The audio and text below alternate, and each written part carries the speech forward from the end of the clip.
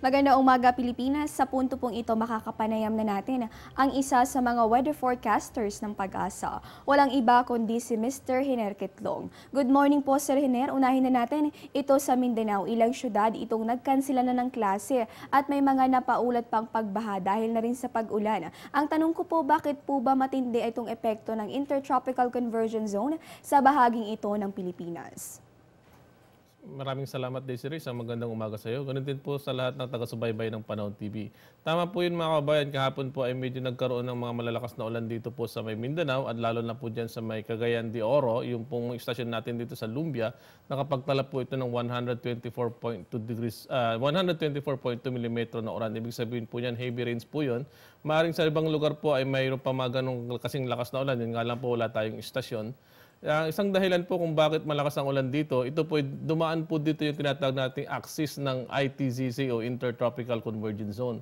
At sa loob po ng Intertropical Convergence Zone, may mga low pressure po dyan. Yun nga lang po, yung circulation na naka-apekto rito sa Mindanao ay hindi po ito umaabot para tawagin nating low pressure area. Bagamat ganun po, nakatulong po ito, napalakas po nito ang ITCZ, nagkaroon po ng mga circulation dito, nagkaroon po ng mga convergence at nagkaroon ng mga malalakas na ulan.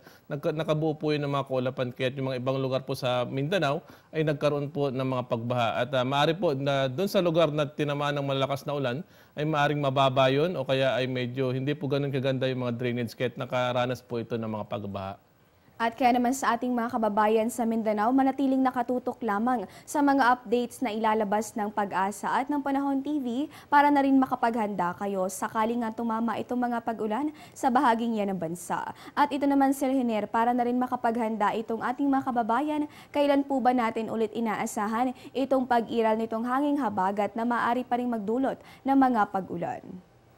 Yes, Desiree, ang southwest monsoon ay habagat ay patuloy pa rin naman po itong nakaka-apekto sa ating bansa. Kung mapapansin po natin, meron na rin po habagat dito sa may Visayas at sa Mindanao. Yun nga lang po, medyo mahina lamang po ito. Inaasahan po natin na pagdating po ng Biyernes hanggang Sabado ay muling maglalakas po itong mga habagat dito dahil magkakaroon po ng circulation naman dito po sa may West Philippines. Maaari po itong maging isang low pressure area. Kaya paghandaan po natin ito at i-monitor po natin dahil sa susunod na mga araw, maaari pong mas malalakas na ulan ang mararanasan natin. At kaya nga sa ating mga kababayan, huwag lamang kalilimutan magdala ng payong dahil ayon na rin dito kay Pag-asa weather forecaster Hiner Kitlong, sa mga susunod na araw ay posibleng makaranas ng pag-ulan itong ilang bahagi ng ating bansa. At ito naman Sir Hiner, sa mga may lakad ngayong araw, ano po bang nilalaman ng inyong 5 AM weather forecast? Yes, mga kabayan, ngayong araw po ay patuloy po nakaka-apekto sa ating bansa ang Intertropical Convergence Zone at magdudulot po ito ng maulap na kalangitan lalo na po sa buong Mindanao, sa buong Visayas, kasama pa ang Bicol Region, Mimaropa, ganun din po ang probinsya ng Aurora at Quezon. Yung mga nasabing lugar ay makakaranas po ito ng maulap na kalangitan na maaari pong magkaroon ng mahina hanggang sa katamtamang pagulan at pagkidlat-pagkulog. Pero ang Metro Manila naman po at ang nalalabing bahagi ng Luzon ay patuloy pa rin pong makakaranas ng bahagyang maulap hanggang sa maulap. Yun nga lang po, pagdating ng hapon o kaya sa gabi, maaari po itong makaranas ng mga pulupulong pagkidlat-pagkulog. Eto naman Sir Hiner, sa mga may lakad ngayong napapatlapit na itong pagtatapos ng isa na namang panibagong linggo. Mayroon po ba tayong inaasahang sama ng panahon o bagyo dito malapit sa Philippine Area of Responsibility?